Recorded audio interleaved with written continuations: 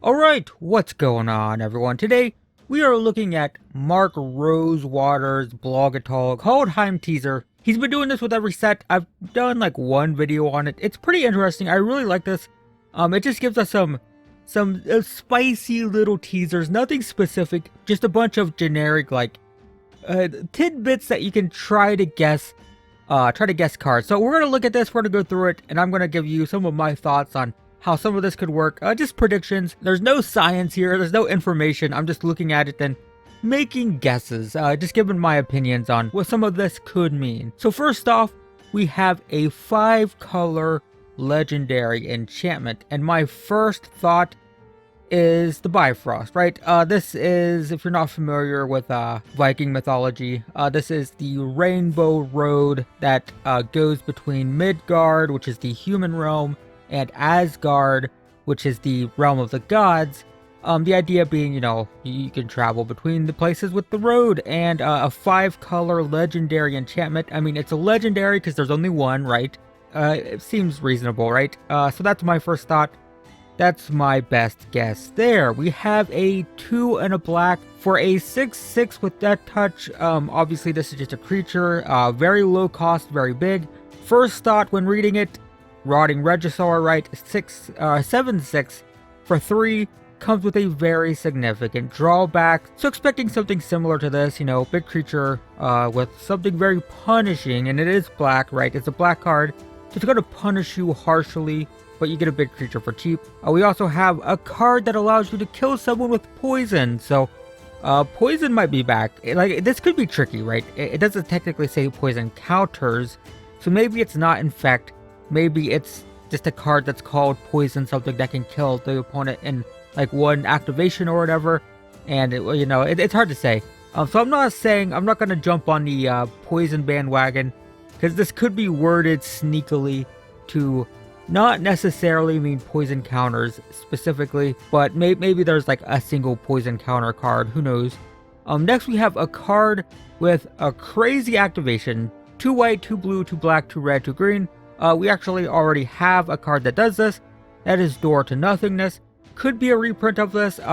Technically it has sacrifice as part of the activation. This does not say that, so I don't know if it's going to be a Door to Nothingness reprint, but we do have something like this. So something's going to have this as the activation cost. We have no clue, right? There's no way to know.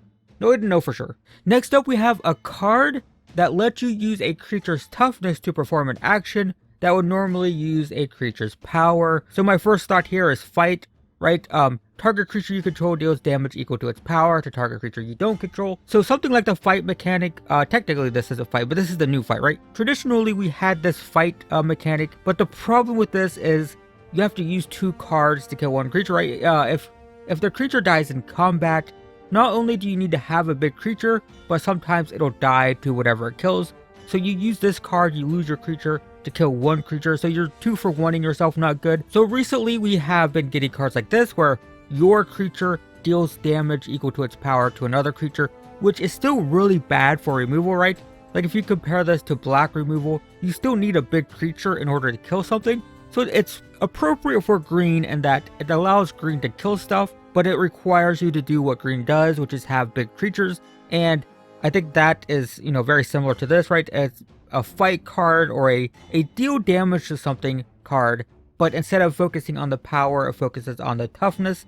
So like a deal damage to target creature equal to the toughness of one of your creatures, right? Something like that. That makes sense. Could also be potentially something like Doran, although this already exists, but creatures assign combat damage equal to their toughness rather than their power.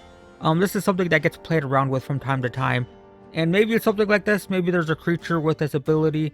Maybe there's a spell that does something like this. I don't know. But yeah, there's cards like this, right? I'm expecting either Rabid Bite, but for toughness, or a creature with Doran's kind of effect. Something like that. Next we have numerous new numerous new non-creature tokens. This one's interesting. So non-creature tokens would include things like clue tokens, would include things like treasure tokens, right? These are tokens that aren't creatures. So clue tokens allow you to sacrifice them to draw. treasure tokens allow you to sacrifice them for mana. So I can see something like that, but it does say numerous non-creature tokens. So my first thought, like a cool way to do this, would be with tokens that distribute -1/-1 counters. Like imagine a card that says like target player discards a card and you get a, well, actually, let's call it a poison token. So let's say you make the opponent discard a card, you get a poison token, then that can be sacrificed to give a creature like a -1/-1 counter. Now what's cool about that is you could play the card that makes them discard and then kill a 1/1, or you can build up like 5 of these poison tokens. Again, I don't know if they're actually poison tokens, but just to use that as an example, you could build up 5 poison tokens on the battlefield and then sacrifice all of them to kill like a 5/5, right? So you have this ability to kind of save up -1/-1 counters in the form of tokens and then kind of distribute them, at your leisure. And I actually have an example here. Serrated Arrows kind of already does this, right? It comes into play with 3 arrowhead counters, and then you can remove them to put a -1/-1 counter on something. So this is a little bit awkward because you can only do 1 per turn because you have to tap it, right? But it allows you to distribute -1/-1 counters. So maybe something like this, but in token form, right? Where you can sacrifice at any time. Or maybe you can only sacrifice at sorcery speed, because it would make combat really, really complicated if you had tons of these poison tokens that I've just made up in my head. Combat would be pretty complicated if both players had like a pile of them. It would be very scary to attack if both players have access to this token that I've just made up. So maybe it can only be used at sorcery speed to make that a little bit less complicated, but that's one way. Another thing that we could see, non-creature token, it doesn't specify artifact tokens. So what if there were enchantment tokens? Now, enchantment tokens might not seem like that much different. Like, what's the difference between an enchantment token and an artifact token? None really. What the difference would be what it would enable, right? Like with artifact tokens, you can play them in artifact decks and it triggers artifact stuff. It counts as artifacts for, like if you have a creature that has power and toughness equal to the number of artifacts you control, artifact tokens count. If you have 5 clue tokens, that's 5 artifacts. So they could do an enchantment token, which is functionally basically identical to an artifact token, but it does give you the opportunity to include those in enchantment decks. Something to consider. Next, we have a card that makes a token that's a copy of target permanent for no mana. So that seems broken at first, like you can just copy stuff for nothing, but it probably has a pretty steep activation cost. Maybe something like sacrifice 2 creatures to make a token that's a copy of another target creature, right? So you get a token of anything, but it costs 2 cards. That would be pretty steep. That'd be a pretty steep cost. Next, we have a black creature that can copy other creatures. So again, perfect example, a black creature that says sacrifice 2 creatures, create a token that's a copy of another one. These could be very well tied together, these two here. Yeah, a black creature would require you to sacrifice to copy stuff. So I could see these being in the could be the same card. Next is the introduction of a creature type that players have been waiting for years for. I don't know. I actually went on Reddit. I looked around, see what people were talking about here. No, there wasn't really like a common answer. I don't know what players have been waiting for because there wasn't like, I don't know. Oh, wanting for years. I read that wrong. That's why I didn't. I was like, this doesn't make grammatical sense. Players have been wanting for years. All right, that makes sense. So my best guess, and I have no like, I don't know what players have been wanting. I just tried to think of like what's a creature type that I would expect to exist that doesn't exist. And for me, it was witch. Witch was the first thing that came to mind. We have multiple witches that aren't witches. We have a witch that's a shaman. We have a witch that's a warlock. We have a witch over here that's a wizard. We have a witch that's a spell shaper. So we have all these witches, but they're not witches. The problem with this though, we even have a witch here. She's a witch. That's a cleric, not even a wizard or a witch or anything. A cleric somehow. I don't know how this is a cleric. I don't know, really weird, but apparently that's a cleric. I think there was even like there's a witch that's a scarecrow. Not even a. Yep. Okay. So I don't know. That was my first thought, right? My first thought was witches maybe, but the problem is we already have shamans and warlocks and wizards. Do we really need another, spell creature type, right? Do we really need another wizard, shaman, warlock type of thing? I don't think so. I mean, some people might want it because of the gender. Like some people might want to specifically make a witch deck which is fair, but like, we already have wizards and shamans and warlocks. Do we need witches as well? I don't know. Do we even need warlock? I know technically there's a difference, but couldn't this just be a wizard? Like, if this was a wizard, would anyone be mad about it? I don't think so. I'm guessing they use these because they're trying to not put too many wizards in black. So a way to print a wizard in black that's not a wizard is you make it a warlock or a shaman, but like, I don't know. So I don't know if this is, I don't think it's gonna be witches. I don't know. But I saw like people were saying bard, but that doesn't make sense because they would put bards at Zendikar if they were going to be bards. Some people said like berserker or something, but I don't like. Is that going to be a creature type? I don't think that's something that people have been asking for. I saw deer being one. Like, deer are in Magic a lot, but they don't have a specific creature type. But is that something that people have been wanting for years? I don't know. I don't know what this is. So we'll see. I don't know. But moving on, we have a card with 3 activation costs, one that's only ever been used once. I tried to look around for this, but there's so many cards with activation costs that like, how do you know? I don't know what this is. Like, I thought it could be like paying a specific amount of life, but just searching for that was so hard, so I don't know.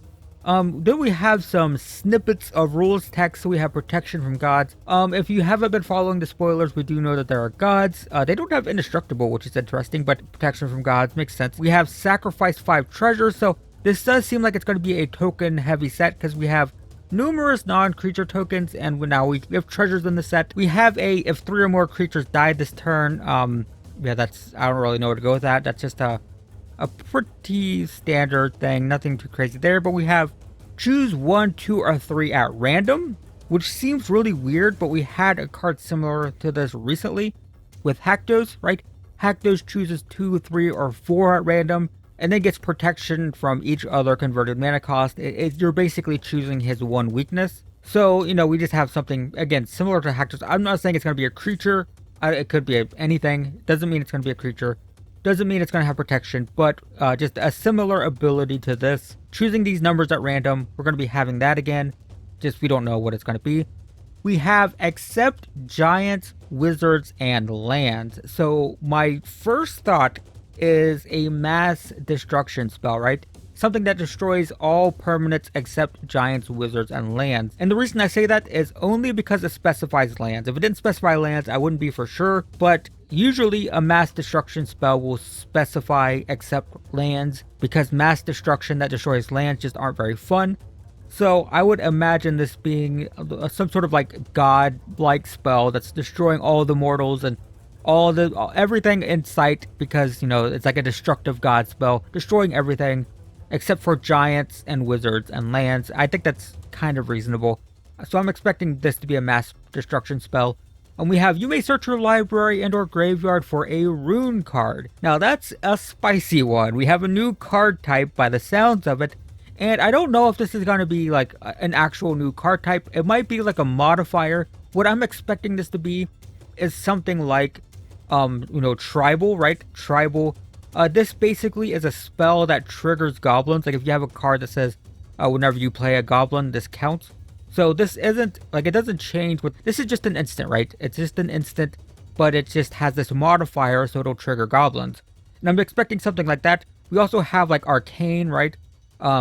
Lava Spike is heavily played. You've probably played it. And it's technically an arcane spell, which is probably completely meaningless to a lot of you. Well, in Kamigawa, we had Splice onto arcane. So this deals 2 damage, or you can pay 2 and splice it onto an arcane spell. So you could pay 1, deal 3, and then pay 2 and add 2 damage without this leaving your hand. This would be the card you played, and then you'd pay 2, reveal this, add the 2 damage onto the arcane spell, but this would stay in your hand.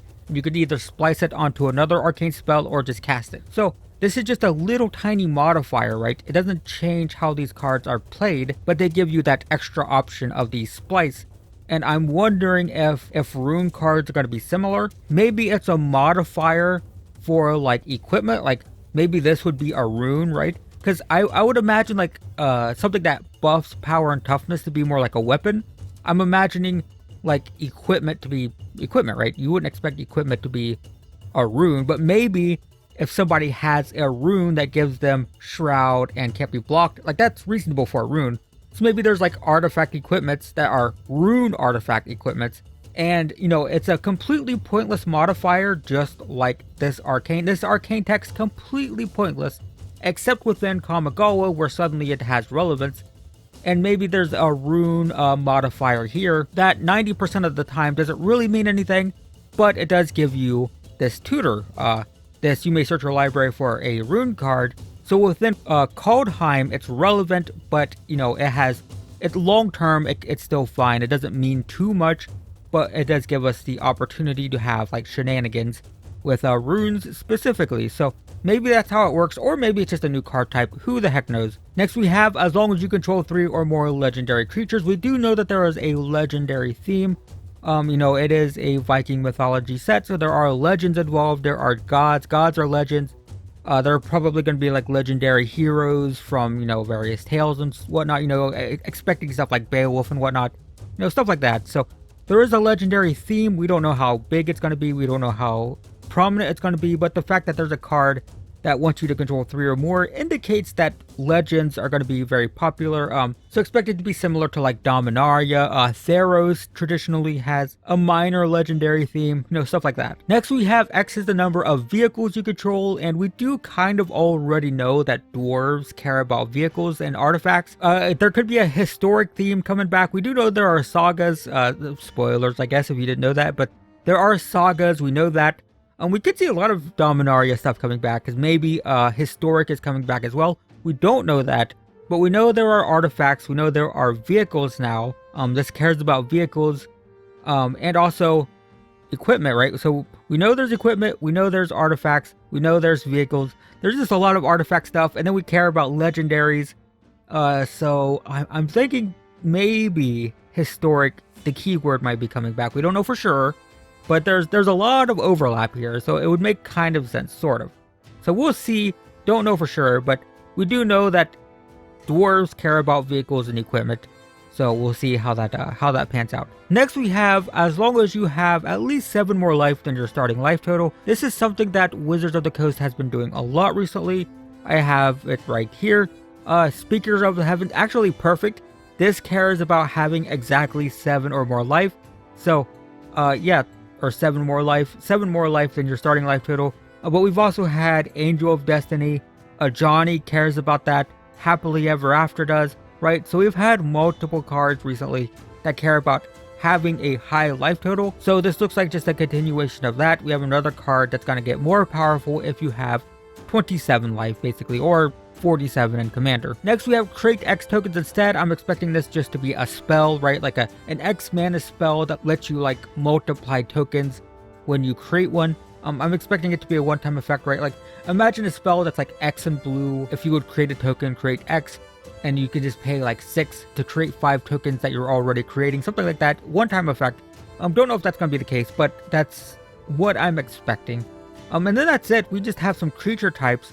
These are creature types that are in the set. We have an Angel Warrior. These are going to be Valkyries. We already know, or we assume, do we know? It was kind of in the teaser trailer that there were going to be Valkyries. I don't know if we've actually seen one or not. Maybe we have. I don't remember. We've seen like 5 cards or something like that, and I guess I haven't paid too much attention. We have a Zombie Rogue, which I don't even know. Like, I guess we got like Loki type of stuff, but I don't know. That one's interesting. We have a Dwarf Cleric. We've already seen that. There's a spoiled card. That is a Dwarf Cleric, so we get that. We have Horse Spirit. That one's kind of interesting. Again, I would expect Horse Spirits and Valkyries and stuff to be together. We have Vampire Dragon. That one's pretty spicy. Sounds pretty fun there. And then we have lots of legendary creatures. We have a legendary wolf. We've seen a legendary wolf, so I think we've seen this one. A Bird Spirit, Giant Wizard. This one is the most interesting. All right, so we have a legendary creature, a Giant Wizard. There are lots of giants in Viking mythology, and a giant wizard lines up pretty well with, what is it? Where is it? Here it is. Except for giants, wizards, and lands. So I'm expecting there to be the giants, right? If you're familiar with Viking mythology, or even if you've just played like a God of War recently, right? That's a popular example. Is Assassin's Creed 2, right? That's set in Viking mythology. Giant wizards, that's a thing in this time period, in this mythology. You know, they're very big, they're very godlike, and they're very destructive. So I'm expecting a a giant godlike spell. Destroys giants, wizards, and lands. Or it destroys the opposite of that. Doesn't destroy giants, wizards, and lands, but destroys everything else. And we have the legendary giant wizard who probably casts the mass destruction spell. And then we have a demon berserker. So there is confirmation. Berserker is indeed there. Do we have berserkers? Hang on. I don't have a window for this. I have all these tabs opened. I had them up. Berserker. There is a berserker already. Or is this spoiled from... No. Okay. Oh, there's way more. Holy crap. Okay. So, yeah, this is me not looking it up ahead of time. There's lots of berserkers already. Okay, well, that's not new. So that's not it. That's not the new creature type. But we have a demon berserker, so that just sounds fun. Sounds like something I would like. And then what's interesting is a squirrel, but not just any squirrel, a legendary squirrel. Is there a legendary squirrel in Viking mythology? I think it's just going to be a random weird squirrel on the world tree, right? I'm guessing that's going to be the case. Is there going to be a legendary squirrel on the world tree? I maybe. But there we go, guys. That is that's Mark Rosewater's Kaldheim teaser. I will leave a link to this in the description below. If you check it and it's not there, then bug me about it in the comments, because that means I forgot.